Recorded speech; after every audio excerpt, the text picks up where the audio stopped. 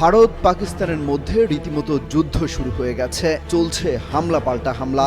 ভারতের অপারেশন সিঁদুর চালানোর জেরে গোটা অঞ্চল এখন যুদ্ধের ঝুঁকিতে চলে গেছে বলেও শঙ্কা করা হচ্ছে।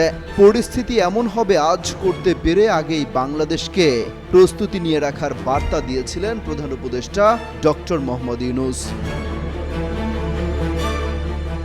গেল ৩০ এপ্রিল ঢাকায় বিমান বাহিনীর বার্ষিক মহড়া অনুষ্ঠানে সবার সামনে বলেছিলেন, আমরা এমন এক বিশ্বে বসবাস করি যেখানে যুদ্ধের প্রস্তুতি না রাখাটা আত্মঘাতী।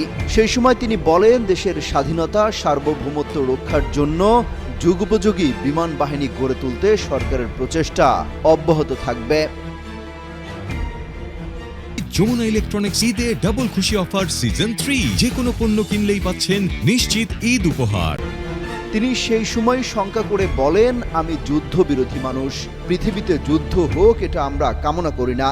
যুদ্ধ প্রস্তুতি অনেক সময় যুদ্ধের দিকে নিয়ে যায়, কাজেই যুদ্ধ প্রস্তুতি নিয়েও একটা ঘোরতর আপত্তি। কিন্তু এমন বিশ্বে আমরা বাস করি, প্রতিনিয়ত যুদ্ধের হুমকি আমাদের ঘিরে থাকে।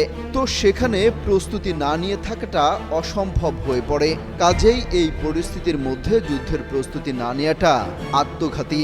প্রস্তুতি নিতে হলে আধা আধি প্রস্তুতির কোনো জায়গা নাই।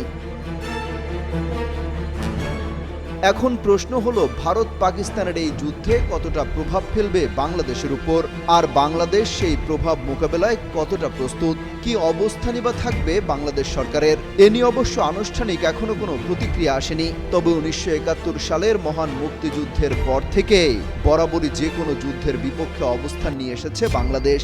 এরই মধ্যে এনসিপির মুখ্য সংগঠক সার্জিস আলম ফেসবুকে স্ট্যাটাস দিয়েছেন। তিনি লিখেছেন, মাতৃভূমির নিরাপত্তা ও সার্বভৌমত্ব রক্ষায় দল, মত, ধর্ম, বর্ণ নির্বিশেষে আমরা ঐক্যবদ্ধ এবং আপোষহীন। অমিত হাসান রবিন, যুগান্তর নিউজ।